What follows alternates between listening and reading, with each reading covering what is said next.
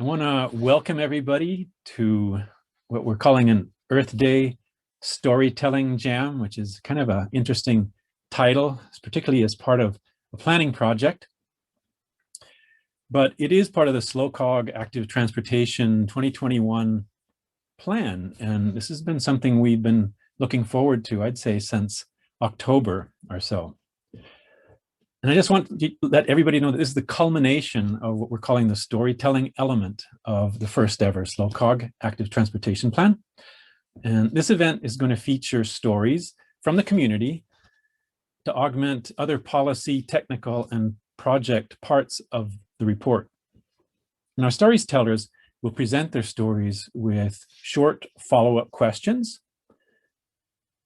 At the very end of our session, we will have about 10 or 15 minutes, we hope, which will be a time when we can capture some questions, hopefully from you, the audience, as well as some others that we are going to capture along the way. And so there will be a short discussion. And these will follow along the stories that were spawned as well from some workshops that occurred along the way, which I think some of you who were in attendance were a part of. Regarding questions, we welcome your contributions using the Q&A function in your Zoom window. We're going to collect those and probably consolidate them in a post-story discussion. If your question is for somebody in particular, please note that in your question so we can try to address that as well as we can. SLOCOG, as we've mentioned, are the sponsors of this event.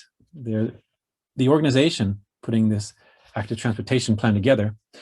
And John D'Annunzio is indeed the lead. He's a transportation planner who, for SLOCOG, has been our primary contact, helping to direct this effort. And John, I'd like to welcome you to the screen, say a few words about the background of this and anything else you'd like to contribute. Hi, good morning, everyone, and thanks, David. I'm John D'Annunzio, SLOCOG staff. You know, we're all aware that during COVID, that in community engagement has had to adapt as well. And while the email polling and online survey tools that you can find at slocog.org can certainly help us analyze and engage and produce information, charts, particularly with public opinion on issues like active transportation as a viable alternative to car trips, towards a regional zero deaths policy, to safe routes to school programs, or even safe routes to life programs. We believe it's the deliberate act of stopping to listen to people which will yield the most valuable, fresh perspectives and help us better prepare for what changes to our built environment still lies ahead. So today we're taking a moment to explore and to develop storytellers and storytelling as a method of discovery, which not only helps us put a face to an issue or a problem, but also support these individuals and storytellers with another platform to share their voice and speak their heartfelt truths, which may resonate in a solution with decision makers. So on behalf of all of us at the San Luis Obispo Council of Governments, we welcome you and thank you all for showing up to participate in the Regional Active Transportation Plan at this 2021 Earth Day Storytelling Jam Session. Cue the music. Dun, dun, dun. Okay. Thank you very much. I think at the outset, I didn't mention that my name is David Figueroa. I'm part of the consultant team that helped SLOCOG put this all together. I help run a firm called DCR Design, and we're in the SLO Hot House in downtown San Luis Obispo. Also on the team was Melissa Ballmer, or is Melissa Ballmer. She's an artist, media relations specialist, and storytelling coach. Her passion is for elevating the impact of those working and interested in creating a healthier, more equitable, and sustainable world through storytelling. Melissa, can you say a few words about the efforts on this project?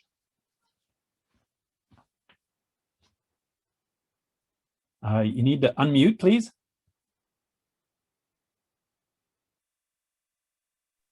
I thought I had myself so lined up here, pardon me.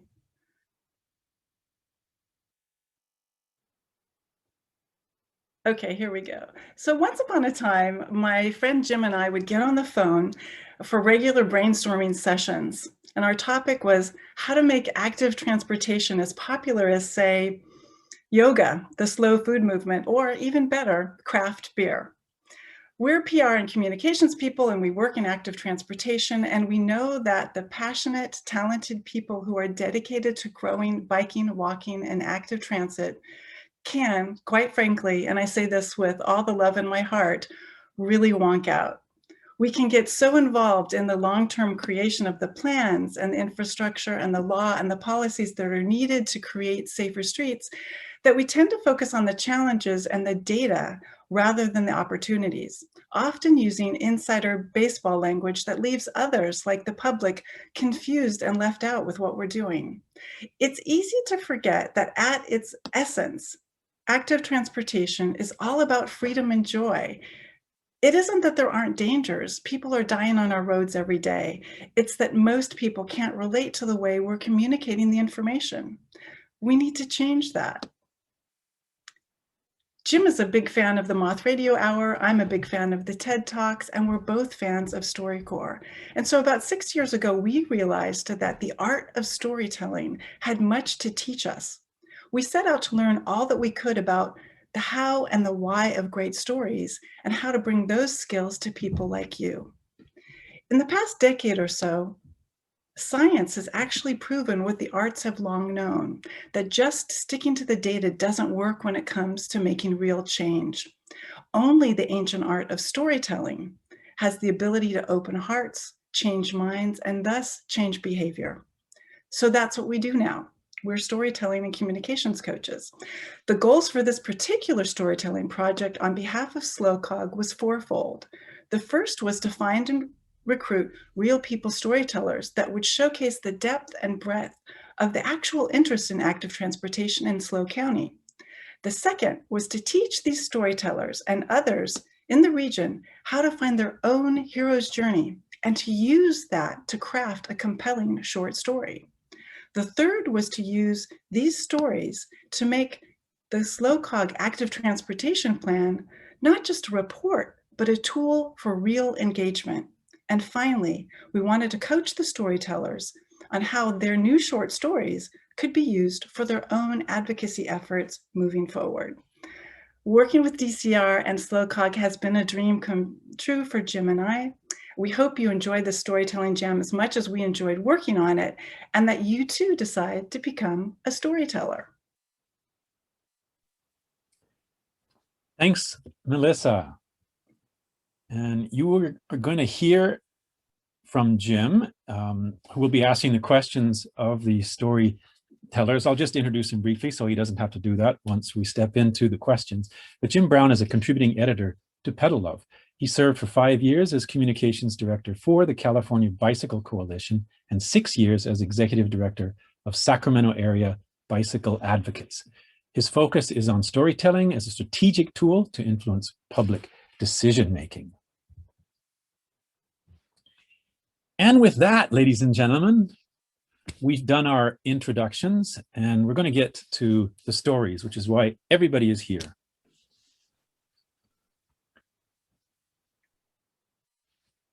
Meg Siphon is a longtime resident of Los Osos, and emptying her nest, or let's say after emptying her nest of kids, was looking for opportunities to serve her community. Among several activities, she serves on the board of the local water company, and as we will hear in her story, is trying to find ways to improve Los Osos as a safe place to bike. Please welcome Meg to tell her story, filling in the gaps. Thank you, David. Have you ever been driving through your neighborhood and suddenly had a vision for an improvement that would benefit the community? I've had this experience multiple times driving the short stretch of road coming from my neighborhood to the center of town, where the grocery store, library, and community center are located. Our neighborhood is at the west end of Los Osos Valley Road, which is the main road through Los Osos and the main route to and from San Luis Obispo. There's one section of the road that's less than a mile long between a community center and an elementary school that has a 40-mile-per-hour speed limit and no sidewalks. On one side of the road are houses where cars back out of their driveways onto the street, and it's really not conducive to biking or walking. The other side, which is used more often, is open space. Kids walking or biking to and from school, parents walking with strollers, or people with disabilities on scooters use the bike lane, which is literally just a stripe on the road. This road also does not have turn lanes, so westbound drivers stop to make a left-hand turn, and often the cars behind them pull around into the bike lane to get around. I'm a cyclist and I avoid riding this road because it just doesn't feel safe. So my thought was, why not put an off-street multi-use path on that side of the street? I couldn't see much of a problem with creating it, and there's already a short section of paved off-street path in front of a church just east of the school. So I decided to pursue this vision, and in 2017, I went to the elementary school PTA to see if they'd support the idea. They were more than supportive, and a number of parents signed my petition. The following January, I met with our county supervisor and made a full presentation. He suggested going to the County Bicycle Advisory Committee, where I made the same presentation. They recommended I contact the Los Osos Community Advisory Council, County Parks and Rec, and SLOCOG. I understood from the beginning that this wouldn't be easy, but I had no idea the hoops that needed to be jumped through to get a project like this to move forward. After 2 years of attending Los Osos Community Advisory Council meetings, the path became part of the County Bikeways Plan, as well as the Los Osos Community Plan, and I was thrilled about that. So I called the County Public Works Department to get an idea about what to do next. Now that the project was part of the plan, funding it would be the next hurdle. So I called Caltrans to inquire about funding, and although grants are available, I was told that a grant application would only be accepted by an organization or public agency. I couldn't get anybody willing to jump on the project to get funding, and since then I've been at a standstill and really not sure how to proceed. And when COVID hit, I really backed off because I knew there were other priorities in the county. Every time I made my presentation, it was always received well, but then it fell flat. And although it's frustrating that this project has not moved forward from this point, I am pleased to have made as much progress as I have. I am confident that my vision will become a reality, and at some point I'll be able to drive or ride my bike down Los Osos Valley Road, knowing that the community has a safer route to travel from school, stores, and recreation areas. Thank you. Meg, thank you so much for your story and for all of your hard work. Putting on my advocate's hat for a moment, I just want to tell you again how impressed I am that about what you've been able to accomplish entirely on your own. And so here's my question for you.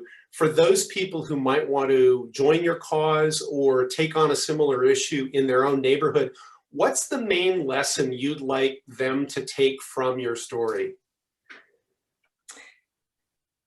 To really reach out to as many different people as possible. Each step that I took led me to somebody else that was willing to listen to my thoughts. And that in turn, after a couple of years of moving through to different organizations and different people, I believe that that's really why I was able to get it incorporated into the county plan. That's really helpful to hear. Thank you so much, Meg. Thank you. Yes, just reiterating that. Thanks, Meg. It was a wonderful story. Thank you. As someone passionate about climate change and human-powered transport, Eric Azriel combined his experiences working as an engineer and a high school teacher into a new career in urban planning. Eric is currently finishing his master's at Cal Poly San Luis Obispo. Please welcome Eric Azriel and his story, Life with an Electric Bike. Thank you, David. I've always wanted to commute by bike, as a kid, as a college student, and as an adult. The sense of freedom, of exertion and exhilaration meant that I tried to bike everywhere. I wanted to bike for my health and to improve our climate. But more often than not, I failed. A few years ago, living in New Hampshire, I would drive an hour to work each way. For this commute, I tried to cobble together an e-bike, thinking maybe that would help me get there and back. It didn't work so well. The e-bike was rather fiddly, and it typically ran out of battery just before reaching work. Left me late a couple times. I gave up after a few weeks, and I took the e-bike apart. That's really been the story for many of the places I have lived. It was often too far, too dangerous, and I decided that I wanted to do something about it, to make our streets and spaces safe for biking and for walking. That led me to return to school. In the spring of 2018, I chose Cal Poly and San Luis Obispo, and I came prepared to walk the talk. And I sold my car before moving here, bringing just 2 bikes, one for commuting, one for fun. And for the most part, it worked well. I learned which routes were faster, where I needed to take the lane, what streets were just too unsafe. I biked to the grocery store, to class, to the hardware store, and I felt good. I was moving more. It was about to have a revelation, though, that would change my course.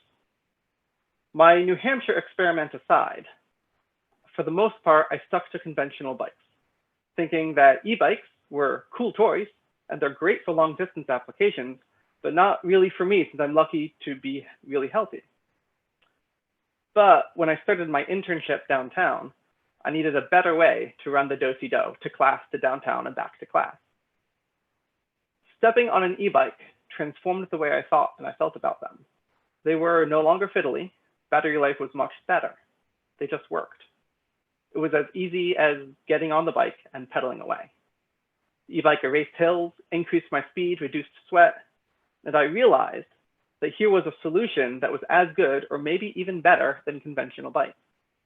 After short trial spins around the courtyard, my peers thought so too. More impressive, people on the street stopped me on a regular basis to ask me about the e-bike and where they could get one.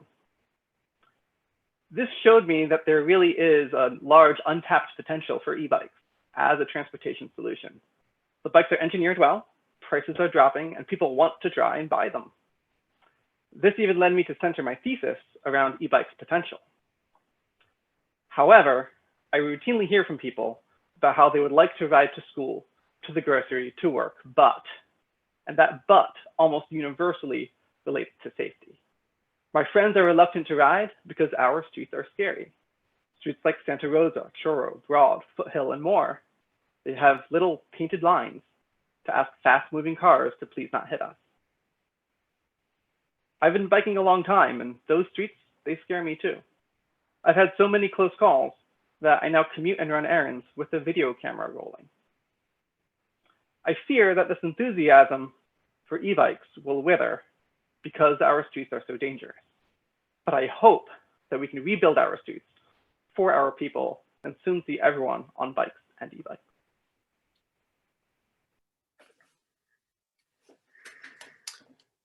Thank you so much, Eric. You've been very motivated and intentional about relying less on cars. And in your story, you note how others have responded to the obstacles and disconnects that you've encountered to using a bike for everyday transportation. What's one step you see for yourself as an advocate, or one next step you see for yourself as an advocate for safe streets and especially for the benefits of e-bikes? The biggest step is separating bikes from cars, because I have friends who do bike and they will only bike on certain streets. And it's very much the presence of the cars and the presence of the cars going too quickly and overtaking in an unsafe manner. Churro is a great example for those who know it. That's not a safe place to ride and we need to separate. Thank you for that, pointing out the relationship between the built environment and the subjective experience. I think as an advocate, that's really crucial to me. Thank you again. Yeah, great story, Eric. Thanks so much. And moving on, Aaron Lynn of Cambria wears many hats. He's the Lions Club of Cambria president, active as the North Coast Advisory Committee chairman, and its business representative on the board. He's a farmer, he's a restaurateur, and an avid cyclist, as well as being the father of 3 kids. Please welcome Aaron and his story about the Cambria Bike Kids. Hi, folks. Happy Earth Day. Super happy to join you. Honored. Grew up a cyclist my whole life, starting out as a 6, 7, 8-year-old, even riding into Cambria on rural Santa Rosa Creek Road, which is our old Highway 46. As I became more active as a cyclist, I had a substitute teacher who was gracious enough to take the time to ride with me and take me on to the national championships after my first road race as just a 12-year-old. I grew up racing bicycles and accelerated or moved up in racing class as high as I could go. So such that at 18, it was a career decision to either have a life other than cycling or dedicate my life just to that. Simultaneous to all this, my folks built a business that's fairly known in our county and commands a lot of our efforts as a family to maintain its quality. So not to make excuses for not being a bike racer, but life led me a different direction to help in the family business ongoing, keeping cycling as part of my life, and eventually now to have the opportunity in our small town through the help of donors like Cambria Bicycle Outfitter, from whom I bought so many bicycles over the years. I've been able to form a group of children and parents and coaches who join the kids twice a week. And we've developed a bike program for kids that's not formal in the sense that we don't endeavor to go racing, but rather we just want to create those moments and the complementary skills that come through bicycle riding, showing up on time, being prepared. They all fall into place, and really just the enjoyment of our outdoors. We have open space in Cambria that lends itself to it. We have trails that are yet to be linked from one to another. We have open lands that can be obtained into the future, in my opinion, more than we have already, to be on par with towns like Pismo, Morro Bay, even along in Cayucas, along Whale Rock Reservoir. Those are examples of places that have excelled to do so, and I endeavor to see Cambria hopefully stepped into that realm a little bit more.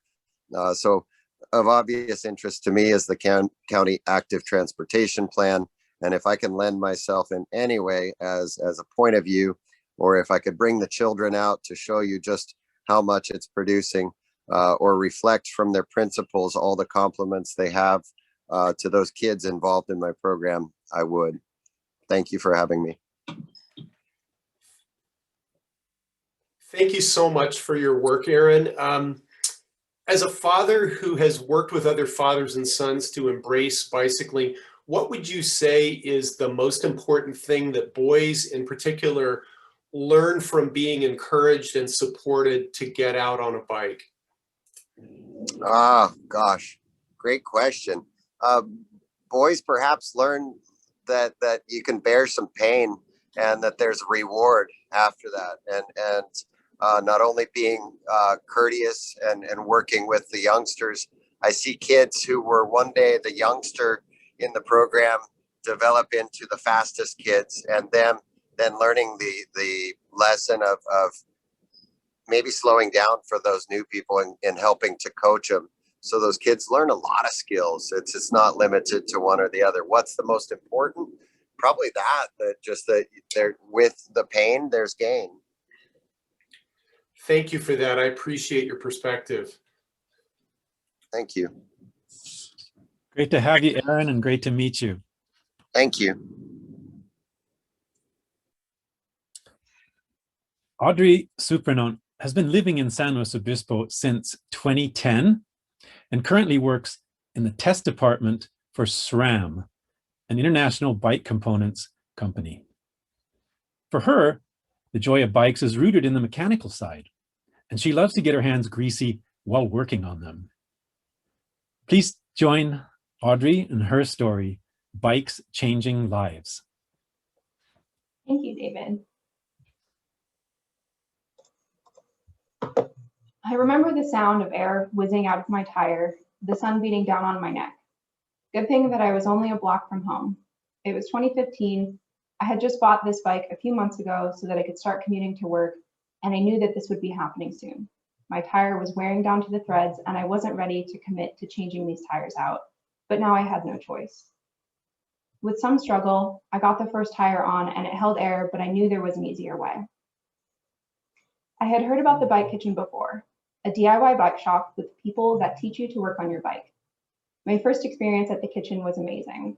I got the help I needed, but I also left feeling incredibly empowered because the volunteer helping me recognized my natural mechanical skills and inclination. He encouraged me to start volunteering so that I could help others learn and also learn more about bikes for myself. I did and quickly fell in love with the experience.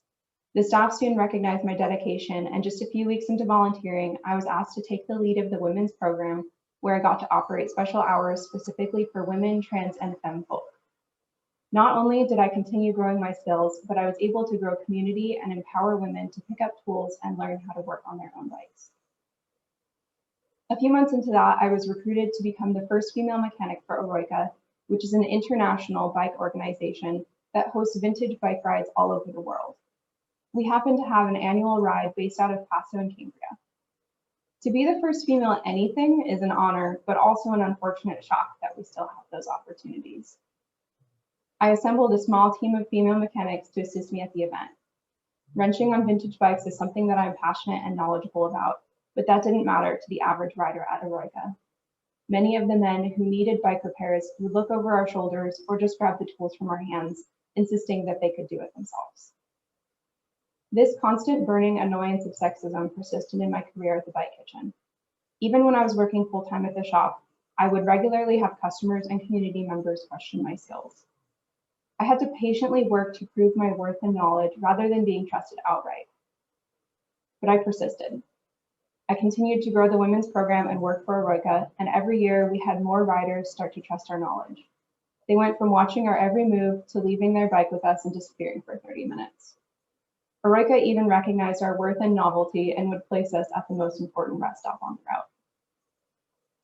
Despite the self-doubt that arose from constantly being questioned, I was able to transform the Bike Kitchen into a safe space where anyone could come and ask for help. I wasn't doing this for myself, I was doing it to create a more inclusive environment and to lift people up the way that I had been lifted up by that first encounter with the Bike Kitchen.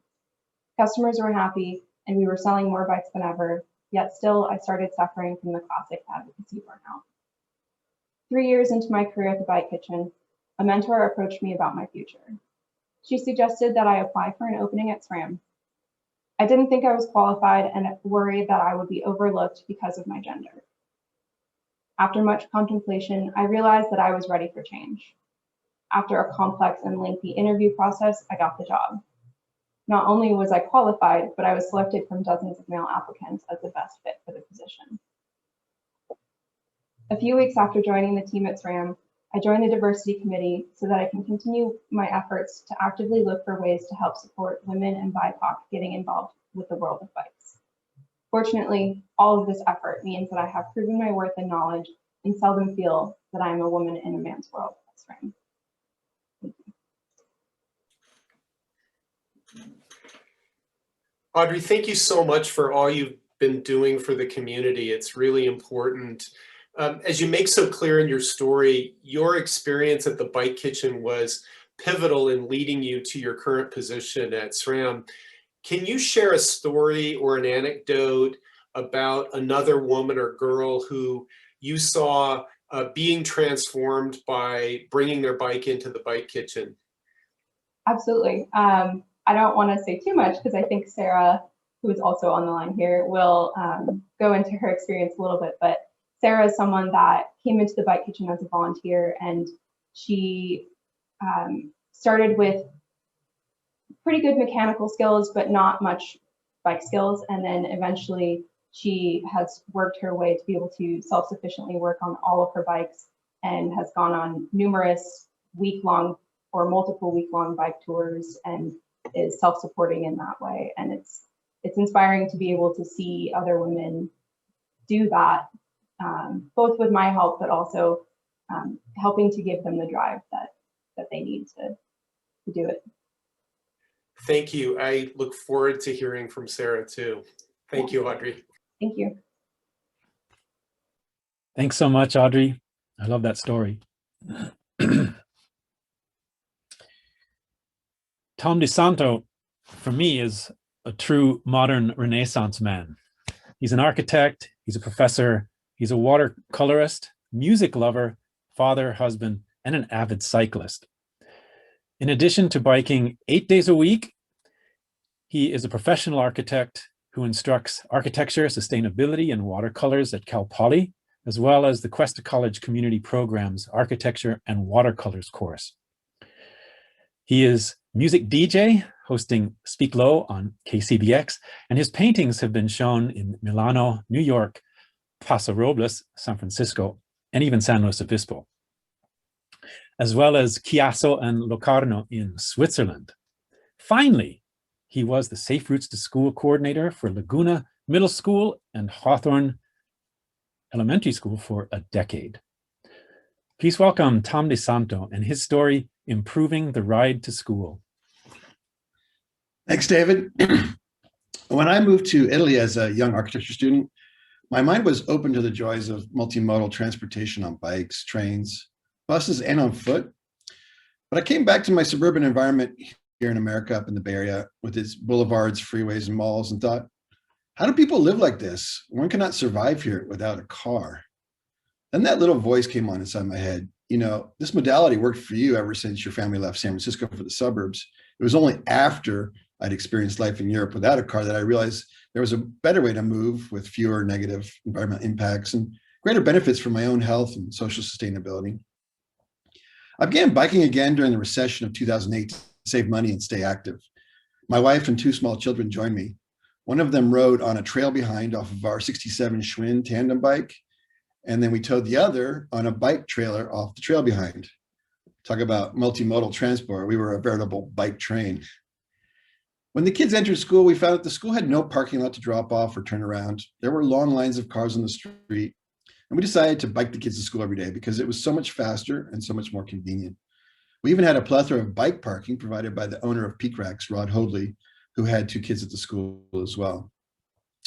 But the racks were located where everyone would drop off their kids by car. We had to navigate the endless queue of cars and then come to a stop between car bumpers, get up and pull ourselves on the bike over the curb. Rod made a makeshift ramp out of wood, and we would drag it out of the office every day and haul it down to the sidewalk, but this was burdensome. We decided to make a curb cut, the kind we see at every intersection, thanks to the very important Americans with Disabilities Act, ADA, of 1990. What we needed now was an ABA, Americans with Bicycles Act. The school didn't have the budget to make it happen, so we solicited donated materials and labor. Then we brought out the city officials and the school principal and the superintendents. But boy, was that an education. The project was frozen for years because no one could provide the workman's comp. Several years later, a parent at the school, Ben Jensen, who was also a civil engineer, was able to take my architectural scribbles and work out all the details of drainage and city standards. Plus, he had contacts with Cal Portland to do the work and provide the workman's comp. I'm very proud of our curb cut and how it made life safer for kids to arrive at school by bike. I'm thrilled that there are now actual protected bike lanes and safe bike boulevards for kids biking in the area, providing a safe route to school. Every day it becomes easier to traverse the city as a pedestrian or bicyclist. Just the other day, I heard an out-of-town family on bike say, San Luis Obispo is the best bike city I have ever experienced. Thank you so much, Tom. And thank you for your work.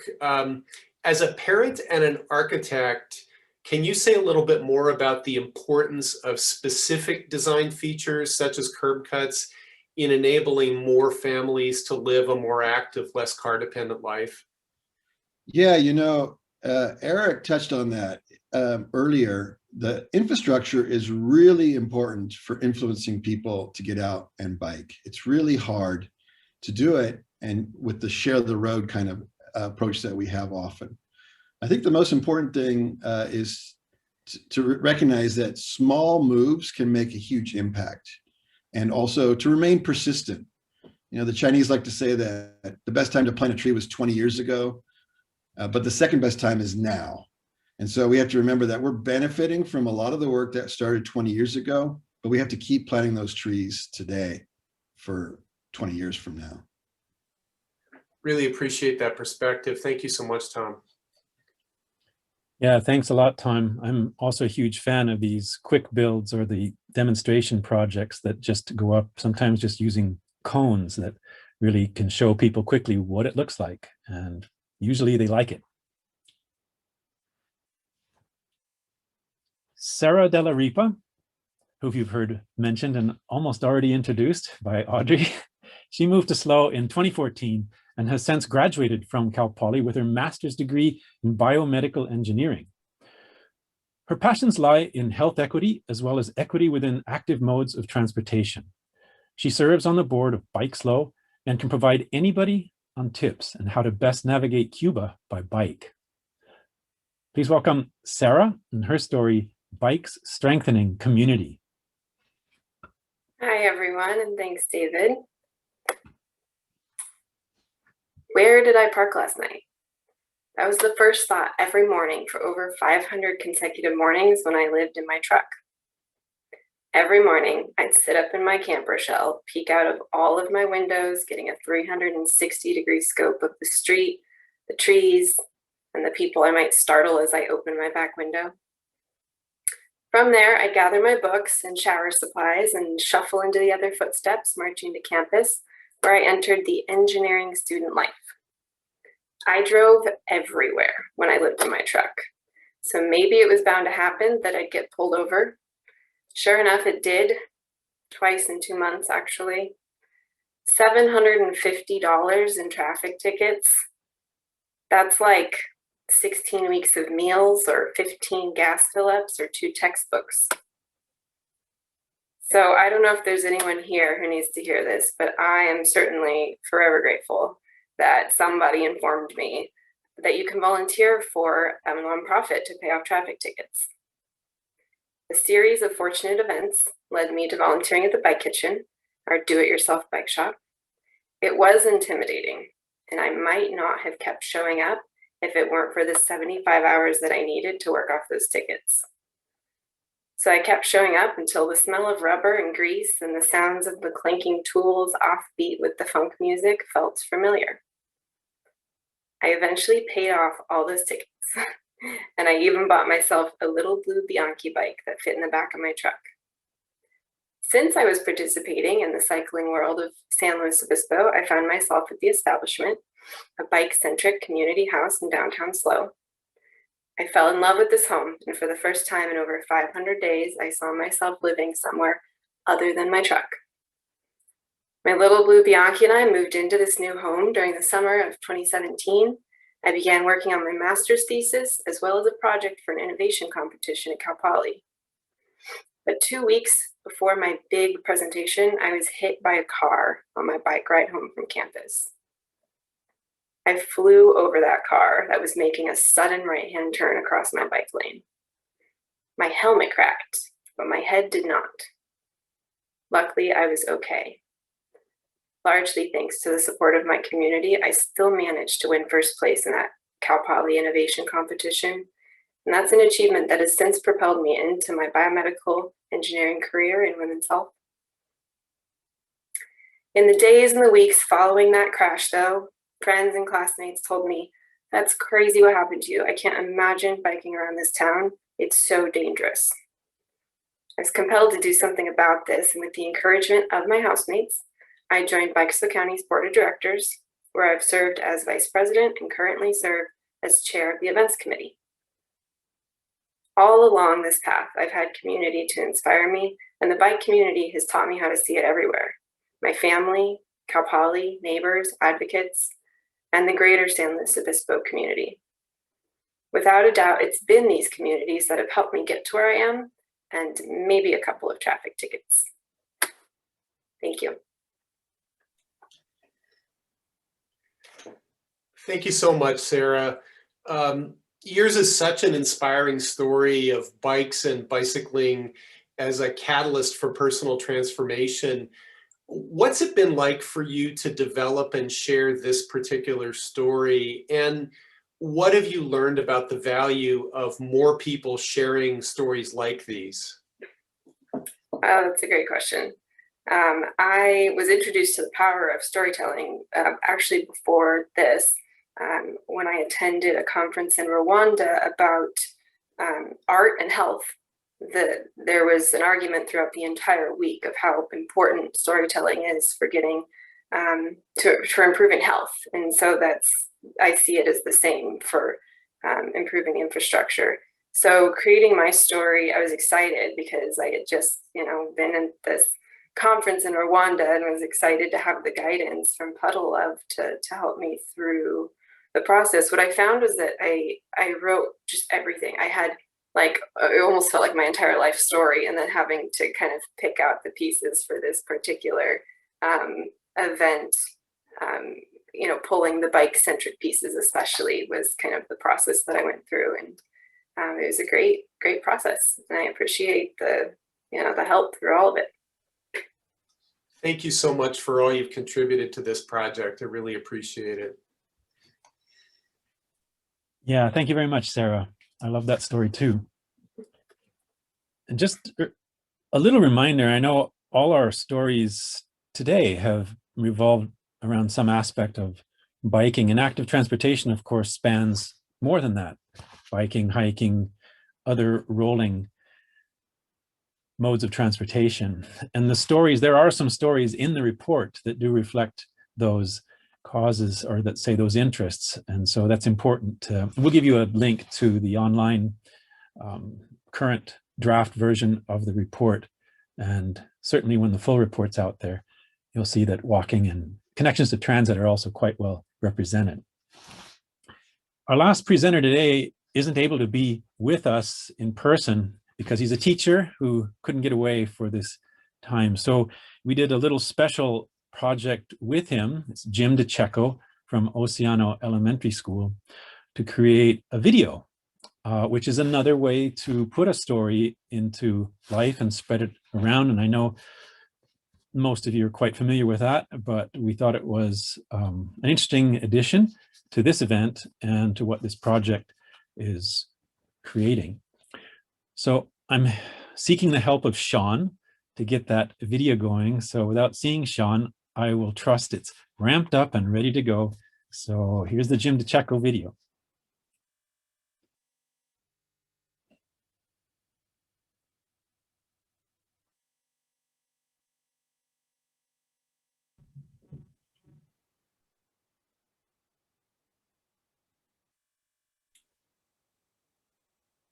Sean, I'm not hearing any audio. Yeah, if you get the audio up, maybe start over if you could. Yeah, give me one moment. My apologies here.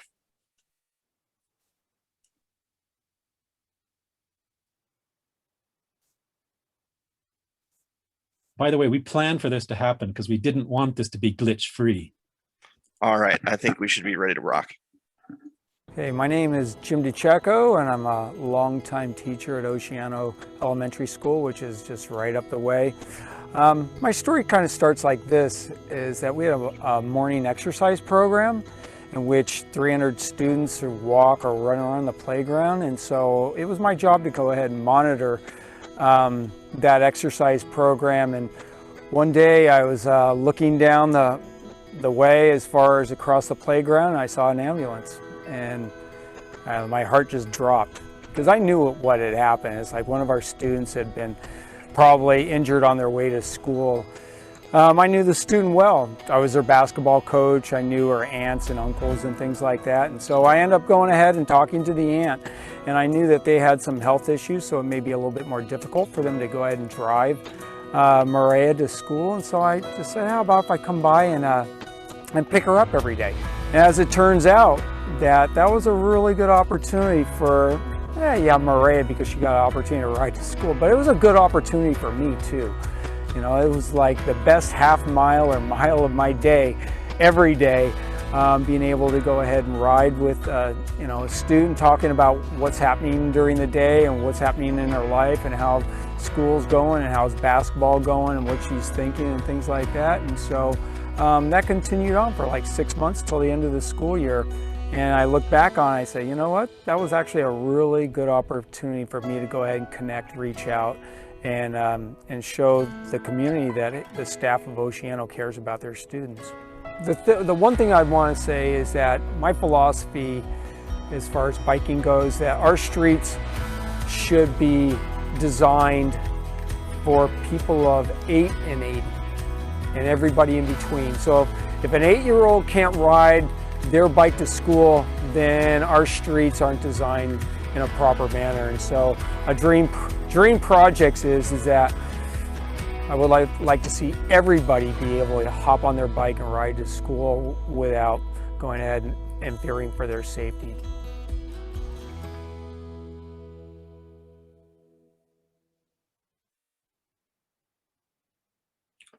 Okay. Guess a little round of applause for everybody. That's the end of our storytelling element here. And thanks once again to everybody who's participated in this. And we're going to wrap up with a couple of questions. And I think I want to go back to Jim. We had a question or two ramped up there. And you do such an awesome job of asking these questions, Jim. So I want to hear your voice. Well, thank you so much. Thank you to all the storytellers. This has been so terrific to see this come together this way. I wanted to ask the rest of you, I asked Sarah about what it was like to develop and share this story. And I'd like to hear from the rest of you and about what have you learned about the value of having more people being able to share their own stories. We'll kind of take whoever wants to try answering first. Go ahead and unmute yourself and jump in. Meg. Yeah, I am benefiting so greatly from hearing everybody's story because it makes it personal. You know, when you hear something straight from a person's experience, it just has so much a greater impact than just, you know, reading about it in the paper or, you know, hearing it third hand or something. So I just think that that has a huge impact on the whole idea of storytelling. Thank you.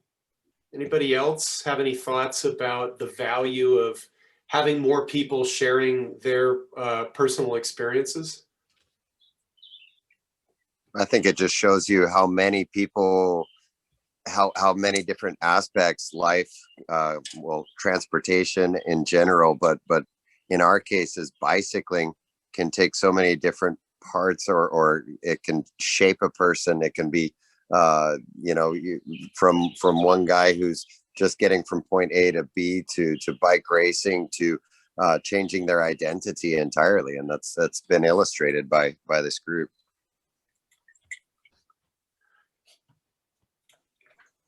What I've really noticed is all of you are talking in some ways about needs, opportunities, obstacles, and how you meet those.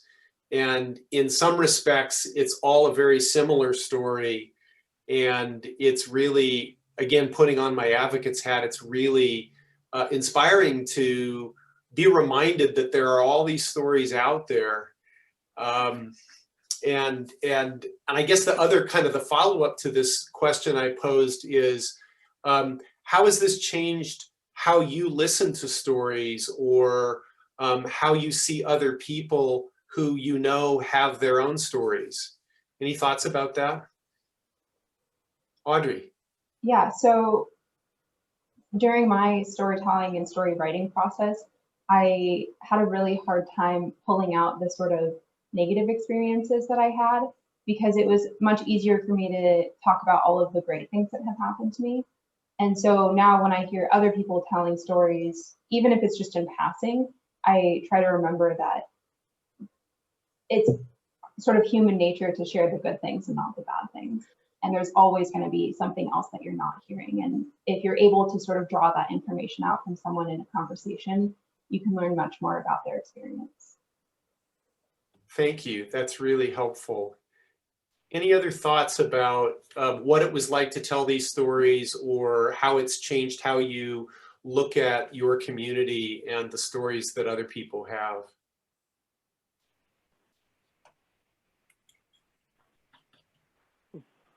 One of the things that I always look for is who is telling the story, because I am one person, I have only my lived experience. And there are so many other lived experiences, as we can see with our panelists, and there are far more than that out there. And often it's who is telling the story and what their story is that influences the way we feel and think. I can give facts and I can tell about someone else's story, but I can't give their story, and it's important to have them involved.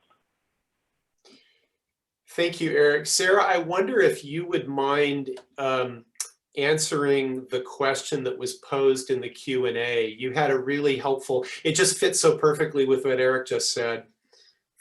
Sure, the one on inclusivity. Yes. Yeah. Yeah, so thanks for that question. I answered it in the chat, but just to reiterate that I think representation is major for creating inclusive spaces in cycling. So opening up a magazine and seeing kids that look like you on bikes is just incredibly important, I think. And then also, if I could give a little plug here, Bike Slow County is partnering with Race Matters Slow and Slow Motion Films to put on an event on May 1st. And there will be an in-person aspect and a virtual aspect, and you can get more details on Slow Motion Films website, but it's all about what does inclusivity look like, or what does it feel like in outdoor spaces. And we're having Brooklyn Bell come speak live. She's a Black woman who cycles in Washington State. And so she is in 2 short films that we will be showing. And the thing that just stood out to me the most was her talking about the difference between feeling welcomed versus feeling included, and how different it is. And how if you're including somebody, you're including who they are, you're including their music and just who they are. So to see more about that, join us on May 1st. We'll try to dig up some links to share with everybody so this gets out to a wider community. I'm going to turn to Melissa. Go ahead, Melissa. Sorry, I just quickly wanted to ask Sean if he has the document. So when Jim and I coached all the storytellers, we talked about a struggle and overcoming, and that a compelling story is balanced. You've got to share both sides of it, which is what Audrey was really talking about. We have a document, a PDF that we have available that others who are interested can download. And Sean, I think, can share a link to that by the end of this. So I just wanted to nudge him to make that happen. Tom, you had your hand raised there. Yeah, I just wanted to follow up to that great response from Sarah about inclusivity in biking. And I was going to make a similar pitch for Safe Routes to School. I did it for about a decade. And I think, you know, when you're starting at the elementary school, the first graders and the kindergartners and everybody, they don't know, oh, the biking is for boys only. And so you are able to get everybody involved very early on. That even transferred over to when we went to the middle school, and we had a bike posse that would go from downtown out to Laguna Middle School, and it was half boys, half girls. And that was carried over from the learning from the elementary school. So I would encourage people to get involved at the K through 6 level and join Safe Routes to School and help out.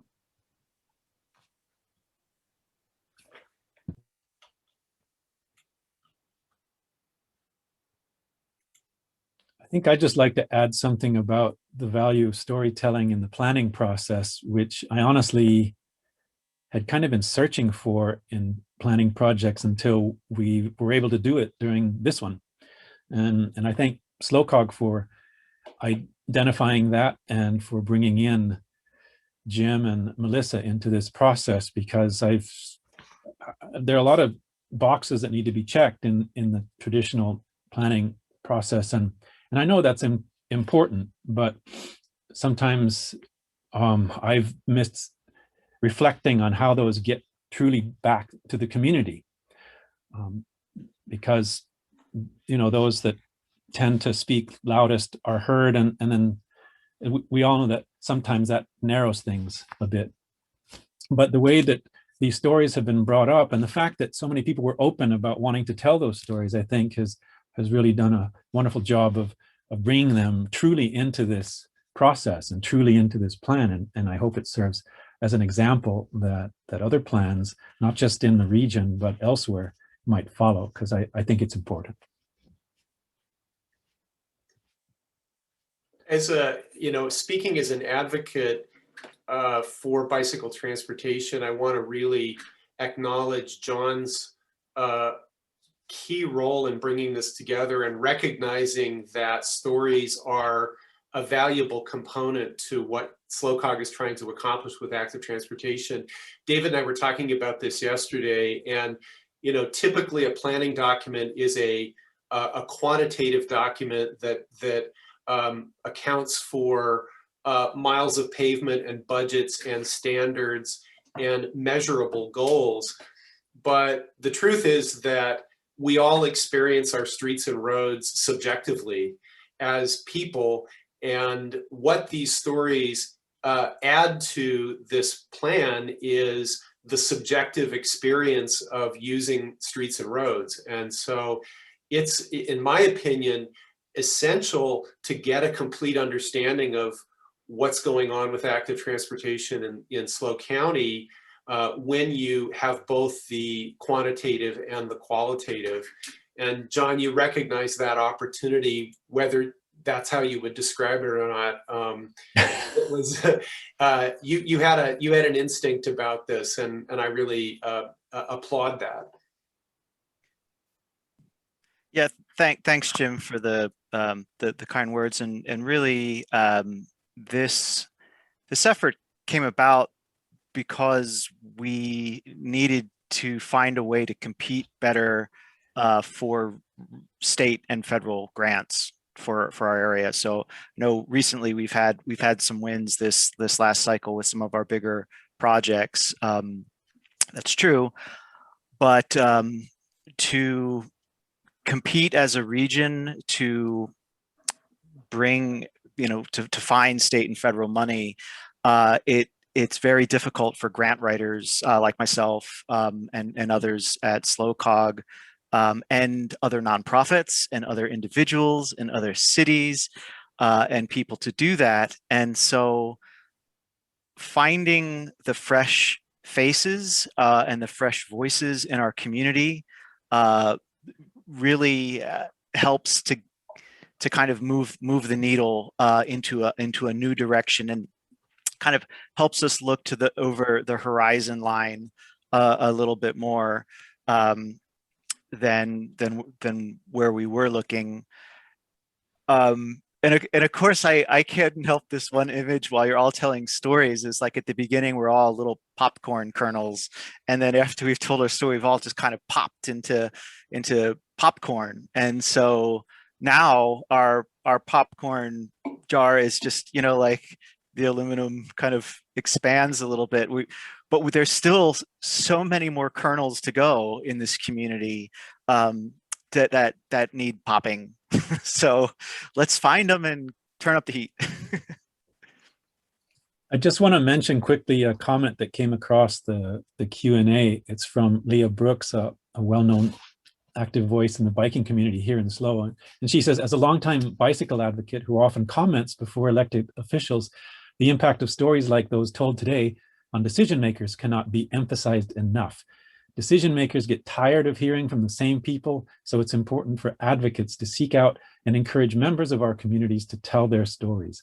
That's how we can convince our decision makers that we need more active transportation infrastructure. Thank you, SLOCOG, for promoting storytelling. I can't agree more. Melissa. So on that inclusivity, one of the things that Jim and I both promote that I want to share here is that it's not easy to recruit storytellers unless you're willing to put yourself in the place of learning storytelling. So we have learned how to be authentic and vulnerable, both Jim and I, in sharing our own stories to invite others to share their stories. And we couldn't be happier with the courage that was shown today with people telling some of the struggles. Like I said, your story's got to be balanced with struggle and overcoming for other people to find it compelling.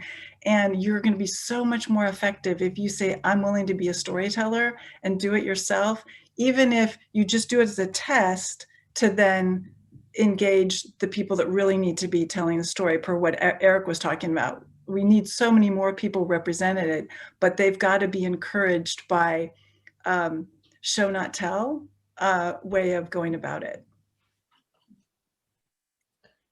Yeah, and I think, and I'll probably try to draw out John again here a little bit, but this is one example of how stories can be told.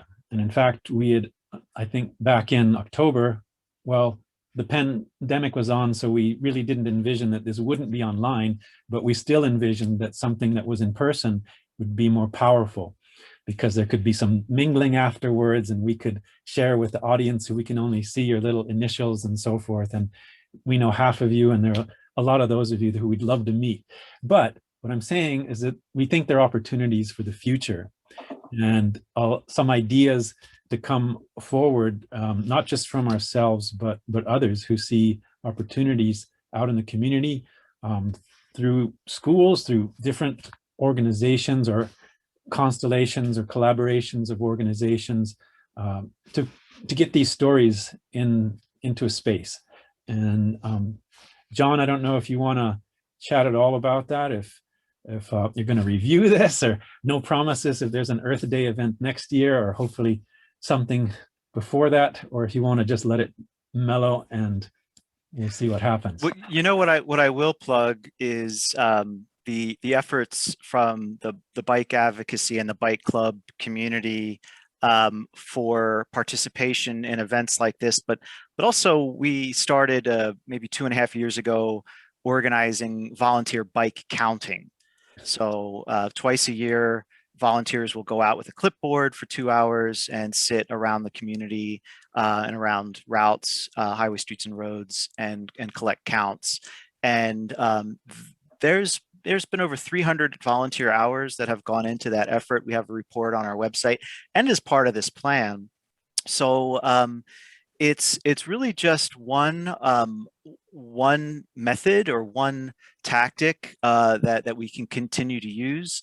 I will also plug our regional transportation plan, which is a chance for the public to engage and continue this discussion into broader topics than just active transportation. There's transit, there's freight, there's harbors, there's airports, you know, all sorts of issues revolving around the regional transportation plan, as well as this one. And then of course, all the planning and the activities that happens within the cities and the counties too, each of which is distinctive in what happens with our partners too.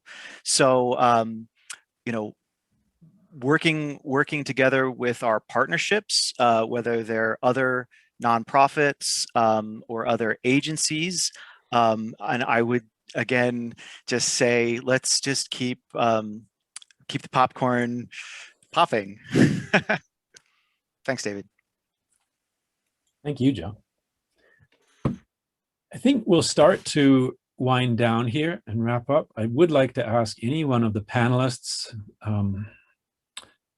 present to just see if there's any final comments they'd like to address us with, or bring up.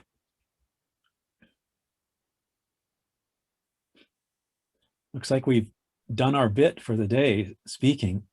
I'm going to finish then by sharing the screen with a link to the online report. Let me see here that I do this the right way.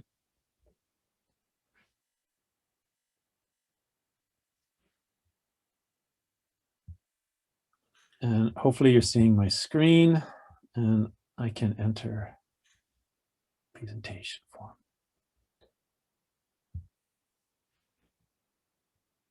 So if I get a thumbs up from somebody, and these are, let's say above or on the top there, the web link is to a site that's just about the report. It's being updated as the report is being updated. It's nearly complete within the next 4 weeks or so. At SLOCOG, John D'Annunzio is primary contact for this effort. Of course, there are others for other projects at SLOCOG. There's also information if you want to reach out to myself or Melissa about any of the work that we've been doing.